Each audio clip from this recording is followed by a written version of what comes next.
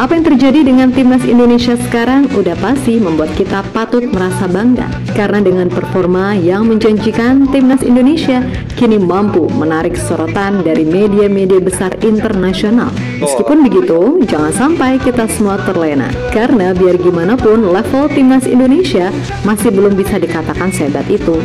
Hal itu tidak terlepas dari level pemain kita, yang kalau untuk ukuran Eropa ya masih tier 2, 3, 4, hingga 5. Namun dari semua itu sejatinya kita tetap harus bangga, karena sekarang ini setidaknya ada 4 pemain yang benar-benar dianggap kualitas yang membuat Indonesia makin dipandang dunia. Bahkan 4 pemain tersebut telah berhasil menorehkan sejarah tersendiri di top level Eropa. Lantas siapa saja sih mereka? Yuk kita bahas bareng-bareng. Bikin gempar lur, ciptakan sejarah baru di level Eropa. 4 pemain timnas Indonesia semakin dipandang dunia dan mengharumkan nama timnas Indonesia di kancah sepak bola dunia. Gimana berita kelanjutannya? Yuk langsung aja kita cek video sama-sama. Cek itu. Yang pertama ada Jesus. Jesus, pasti itu ya. Kepindahannya ke Italia dirasa adalah sebuah keputusan tepat bagi perjalanan karirnya. Sebab sejak mengawali semuanya dari Serie B, Abang Jai pelan-pelan tumbuh menjadi salah satu back yang kini cukup disorot di Serie A. Ya, meskipun musim ini adalah musim perdananya main di kasta tertinggi sepak bola Italia, akan tetapi Jesus mampu menampilkan permainan yang konsisten walaupun dari sisi tim dia main untuk tim papan bawah Venezia. Nah, di Italia sendiri, reputasi Jay sebagai back potensial makin tersorot. Beragam pujian menghampiri dirinya. Bahkan akun resmi Serie A sampai membuat wawancara khusus yang mana itu adalah sebuah hal yang terbilang langka. Karena di luar dari status Jay sebagai pemain Indonesia, dia ini cuma main di klub papan bawah. Yang mana artinya, jika Jesus nggak punya sesuatu yang spesial dalam dirinya, tapi dipandang itu nggak akan pernah terjadi. Namun faktanya, deretan penyerang top Serie A seperti Vlahovic, Lukaku, Lautaro Martinez, Paulo Dybala, hingga Matteo Retegui benar-benar seolah dipaksa mengakui ketangguhan Jay, terutama dalam duel 1 lawan 1. Hal yang akhirnya kian menjadi sesuatu yang wajar jika Jesus kini menjadi incaran klub-klub ternama Serie A, dan akan menjadi sejarah besar jika di akhir musim Jesus sukses memimpin Venezia keluar dari zona degradasi. Yang kedua datang dari Kevin Dix. Mungkin dari sekian nama pemain diaspora yang ada di timnas Indonesia, Kevin adalah pemain yang secara reputasi dan pengalaman adalah yang paling mentereng selain Jordi Amat, di mana Kevin pernah main di kompetisi level elit seperti Liga Champions serta sukses membawa FC Copenhagen lolos ke 16 besar di musim lalu. Memang musim ini Kevin harus menerima kenyataan kalau dirinya harus absen sampai akhir musim akibat cedera. Akan tetapi, kepindahannya ke Borussia Mönchengladbach pada akhirnya menjadi cerita manis tersendiri. Sebab Kevin pada akhirnya mampu mencatat sejarah jadi pemain timnas Indonesia pertama yang bakal main di level Bundesliga. Dan tim barunya nanti tentu bukanlah tim ecek-ecek di Jerman, di mana tim tersebut pernah meraih title Bundesliga 5 kali, DFB Pokal 3 kali, dan 2 kali juara UEFA Cup atau yang sekarang dikenal sebagai Europa League. Yap, kepindahan Kevin ke Bundesliga secara otomatis juga makin mengangkat citra timnas Indonesia di mata dunia.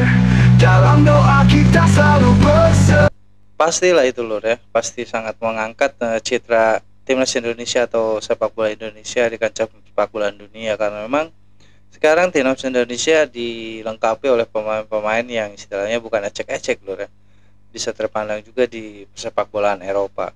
Bahkan ini adalah sejarah baru kalau misalnya salah satu atau bahkan 4 pemain timnas Indonesia sangatlah dipandang atau disorot oleh para tim-tim level Eropa lur ya. 4 pemain ini memang yang kita tahu, 2 pemain yang udah dibahas ini adalah center back lur ya, bagian bawah dari timnas Indonesia itu sendiri. Namun salah satu dari mereka adalah kapten kesebelasan yang pembahasan video sebelumnya yang dipinta oleh para pemain ASEAN All Star untuk menjadi kapten di sana, namun PSSI kita tidak mengizinkan karena memang sebentar lagi timnas Indonesia kita akan menghadapi pertandingan yang sangat krusial antara hidup dan mati melawan Cina lur ya. Pertandingan penentuan masuk Piala Dunia atau tidaknya. Makanya PSSI dan Bapak Erick Thohir tidak mengizinkan pemain-pemain intinya membela untuk laga persahabatan antara ASEAN All Star dan juga MU. Itu sikap yang baik kalau menurut gue lur ya, untuk menjaga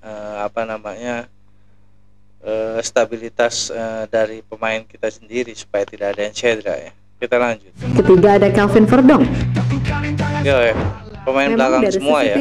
Verdong cuma main di tim papan tengah Liga Belanda, NEC Nijmegen. Akan tetapi, secara individu, Calvin Verdong sangat layak disebut sebagai salah satu fullback terbaik di Eredivisie saat ini. Dan kemarin, ia secara mantap dipercaya sebagai kapten ketika NEC Nijmegen mengalahkan Ajax 3-0 di kandang sendiri. Tentu saja itu menjadi kemenangan yang sangat bersejarah bagi NEC, karena ini adalah pertama kalinya mereka bisa menang di Amsterdam. Selain itu, kekalahan dari NEC Nijmegen tentu menjadi pukulan tersendiri bagi Ajax Amsterdam, karena bisa saja Jordan Henderson dan kawan-kawan gagal menjuarai Eredivisie musim ini karena kekalahan ini. Memang untuk sementara mereka masih tetap di puncak klasemen. Akan tetapi gara-gara hasil ini, sekarang mereka cuma unggul 1 poin aja di atas penghuni posisi kedua, PSV Eindhoven. Nah, melihat fakta yang ada, termasuk peran Calvin Verdong yang di laga ini tampil sebagai center back, pelatih NEC Roger Meijer secara khusus memberi pujian kepada Calvin Verdong yang mampu tampil luar biasa meskipun ditaruh sebagai center back.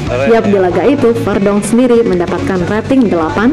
Saya hanya mengatakan bahwa semua orang menonton hari ini, terutama setelah hasil pertandingan sore ini. Anda dapat menunjukkan kemampuan terbaik Anda. Kami semua melakukannya. Jika Anda melihat kami masih harus melakukan perubahan di akhir laga, dan seorang pemain debutan masuk, dan kami bermain dengan Calvin di posisi tengah lagi, maka saya pikir kami telah melakukan pekerjaan yang sangat baik sebagai sebuah tim. Kami telah menulis sedikit sejarah. Saya pikir itu juga memberikan dorongan besar untuk minggu terakhir. Saya bangga dengan cara mereka melakukannya. Kami membuat beberapa pilihan yang tidak diharapkan semua orang, tetapi akhirnya berhasil.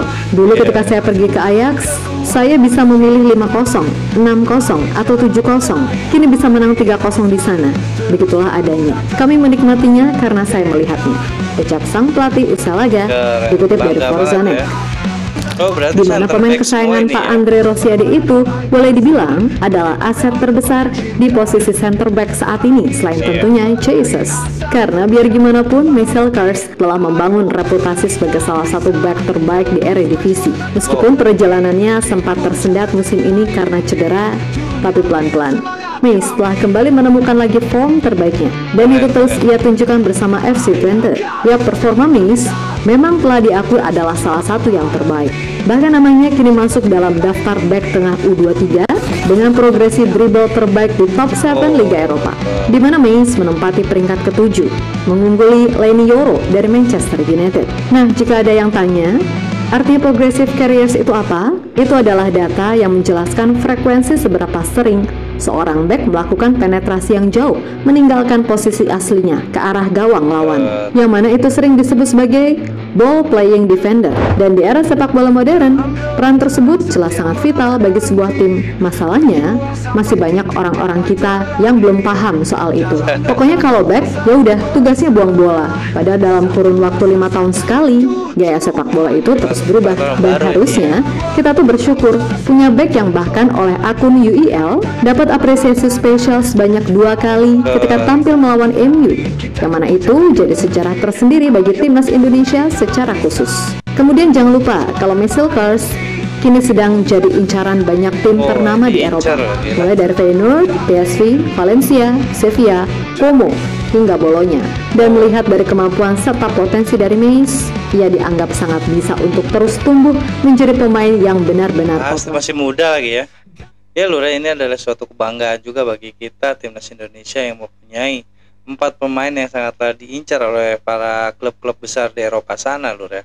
Di sini pun kepiawaian seorang pelatih dan juga dari Ketua Bapak Erick Thohir yang tepat sekali memilih pemain-pemain keturunan yang sangatlah berpotensi sekali Lura. Bahkan sampai dibilang mau menciptakan sejarah baru di level-level 4 ini Lura. Karena memang 4 pemain ini adalah center back timnas Indonesia yang memang sudah chemistry-nya itu benar-benar menyatu dan juga sangatlah indah Lur ya. Dan juga di sini gue harap nanti Kevin Dick di pertandingan melawan Cina bisa dapat bermain Lur ya, dan dapat sembuh dari cederanya. Itu doa kita Lur ya. Semoga aja. Dan juga di sini kita sangatlah bangga dengan 4 pemain ini yang telah mengharumkan nama timnas Indonesia di kancah sepak bola dunia, bahkan level-level Eropa pun sangat mengincar. Itu suatu kebanggaan buat timnas Indonesia dan Indonesia sendiri loh. Kita lanjut.